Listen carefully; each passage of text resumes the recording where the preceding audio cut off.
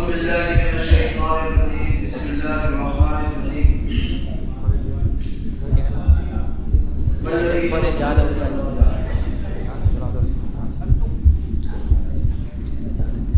وقال النبي صلى الله عليه وسلم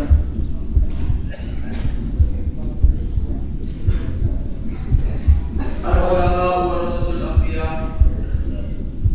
وإن الأنبياء لم يورثوا دينارا ولا درهما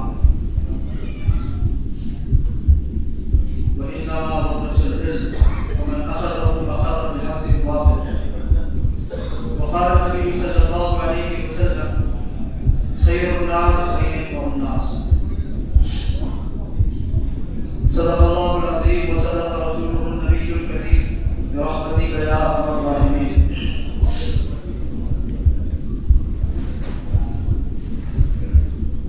محترم بزرگوں اور عزیز ساتھیوں،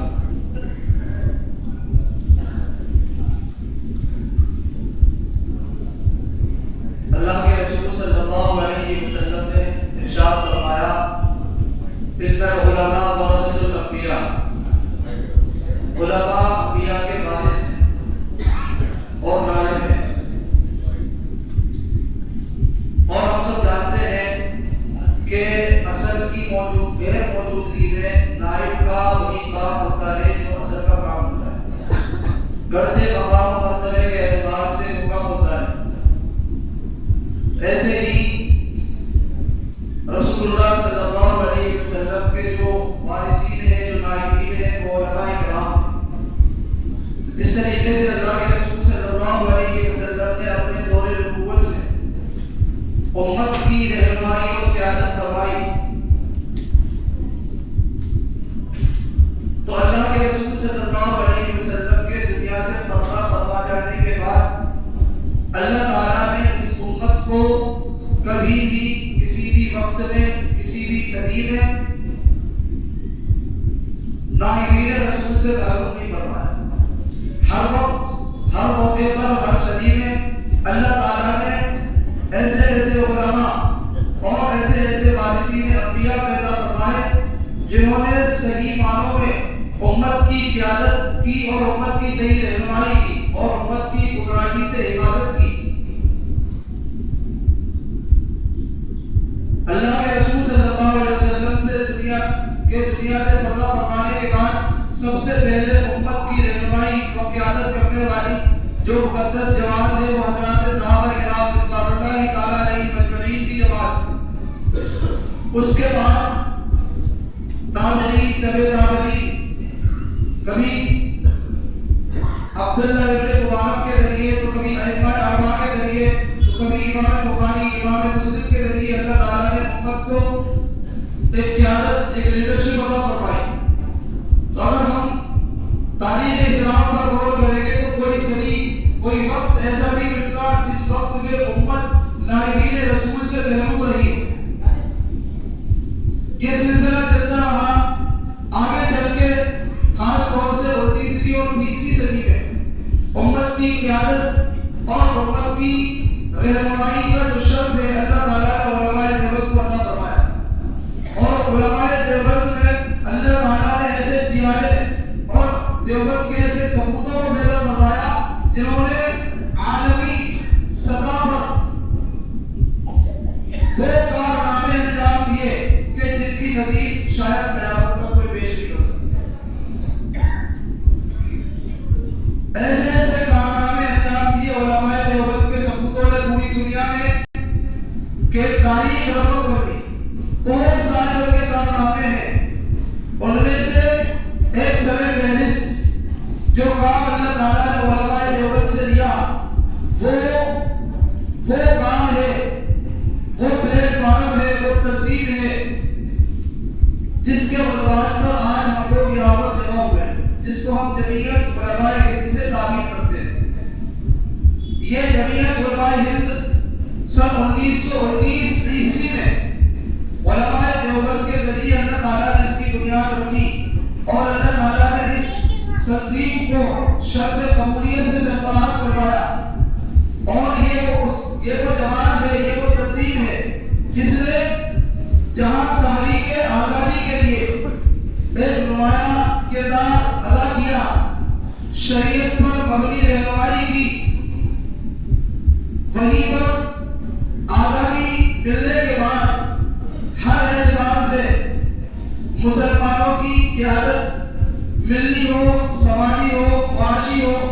ہر اعتبار سے امت کی قیادت پہلے سے ہی کرتے چلے آ رہے اور آج بھی کرتے چلے آ رہے، خواہ ہو پرسنل بورڈ، مسلم پرسنل کی حفاظت ہو، اوقاف کی حفاظت ہو، مدارس و مکاتب کا تحفظ ہو، یا مسلمانوں کی تشخصی زندگی کی حفاظت ہو، یا امت کے ملی مسائل ہو، دینی تعلیم ہو اور ملت کے حساس مسائل ہو، رفاہی کام ہو، ہر لائن میں علماء جمعیت کے علماء کرام نے ایک نمایاں کردار ادا کیا، اور آج بھی الحمدللہ حضرت امیر الہند مولانا ارشد مدنی دعوت برکاتہم و عامت فیوضہم کی قیادت میں آج بھی جمعیت اپنا اہم رول ادا کر رہی ہے، اور وقتاً فوقتاً آج سوشل میڈیا کا دور ہے، ہم سب کے سامنے کارگزاریاں آتی ہیں کہ جمعیت کی کیا کارکردگی ہے آج کے دور میں، جبکہ یہ ملک کس طرف جا رہا ہے وہ سب ہمارے سامنے ہے۔ ایسے دور میں امت کی فلاح و بہبود کے لیے کام کرنا بہت مشکل کام ہے، لیکن الحمدللہ جمعیت اپنے پورے اعتماد کے ساتھ اور اپنی تمام تر کامیابیوں کے ساتھ امت کے ہر طبقے میں ملی، سماجی، تعلیمی اعتبار سے باقاعدہ الحمدللہ بیدار ہے، حساس ہے، فعال ہے۔ تو الحمدللہ آج کا جو ہمارا اجلاس ہے، اجلاس استقبالیہ بھی ہے اور انتخابیہ بھی، اس کو محض ایک ہم تقریر نہ سمجھیں، بلکہ یہ ایک ہماری علماء کی قیادت کی ذمہ داری کا ایک تسلسل ہے، یہ ہمارے دینی شعور کا تسلسل ہے، یہ ہماری ذمہ داریوں کا اظہار ہے، جس کے لیے آج ہم جمع ہوئے۔ تو اصل تو علماء کرام ہمارے قائدین حضرات جو جمعیت علماء ہند کے اور خاص طور سے ہمارے مفتی احمد صاحب صدر جمعیت علماء مدھیہ پردیش، اور بھی ہمارے جو جمعیت قوم منتخب جو جمعیت علماء ضلع رائے تھے، وہ تقریباً تمام حضرات، تمام ارکان جمعیت علماء ضلع رائے کے یہاں پر تشریف رکھتے ہیں۔ سب سے پہلے تو ہم ان حضرات کا تہہ دل سے شکریہ ادا کرتے ہیں اور ان کا دل سے استقبال کرتے ہیں، اور جو لوگ منتخب جمعیت علماء ضلع رائے ہیں ان کا ہم تہہ دل سے ان کو مبارکباد دیتے ہیں، ان کا خیر مقدم کرتے ہیں، اور ان کے لیے دعا گو ہیں کہ اللہ تعالیٰ ان کو ہر میدان میں کامیابی عطا فرمائے، ان کی ذمہ داریوں کے اعتبار سے ان کی خوب مدد فرمائے، اور ان کی ماتحتی میں رہ کر ہم سب کو بہتر سے بہتر کام کرنے کی توفیق عطا فرمائے۔ قبل اس کے کہ ہم اپنے جلسے کی شروعات کریں، ہم انشاءاللہ سب سے پہلے ہمارے آنے والے مہمانان نظام اور علماء کرام کا ایک مختصر سا تعارف کروا دیں، اس کے بعد انشاءاللہ وقت کی قلت کی وجہ سے باقاعدہ پروگرام شروع ہو جائے گا۔ تو ہمارے مہمانان میں سب سے پہلا نام جو ہمارے سب کے بڑے مشرق و مربی، ہمارے لیڈر، ہمارے قائد، ہمارے رہبر، مقرر شورا بیان حضرت مفتی احمد صاحب دعوت برکاتہم جو صدر جمعیت علماء مدھیہ پردیش ہیں، اور حضرت مولانا حافظ صاحب دعوت برکاتہم جو لوگ منتخب جمعیت ہے، اس میں جمعیت علماء ضلع رائے کے صدر منتخب ہوئے ہیں۔ اس کے علاوہ حضرت مولانا زید صاحب بیگم گنج، حضرت مولانا اکرم صاحب بریلی، حضرت